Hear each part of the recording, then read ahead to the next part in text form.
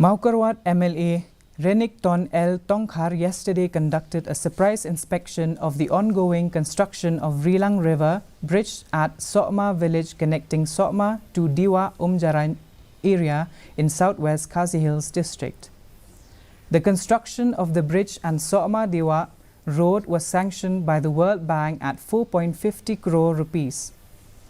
The Rilang River Bridge and Sokma Diwa Road is very important as it will connect Shiliang Rilang area with the Diwa Umjaran area for the people to cross.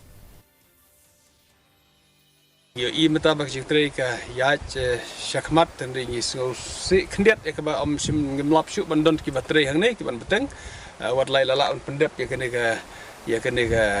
you know abutment away tendri rang kam mentei so way abutment ni kbel ti bai conductor in yo ban resume biang ki jiktrei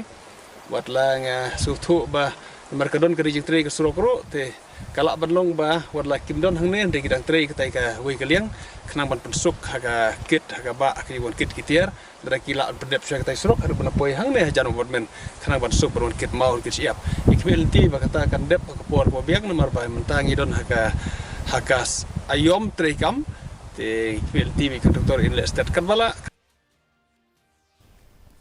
The Sinjok Kirangba Shnong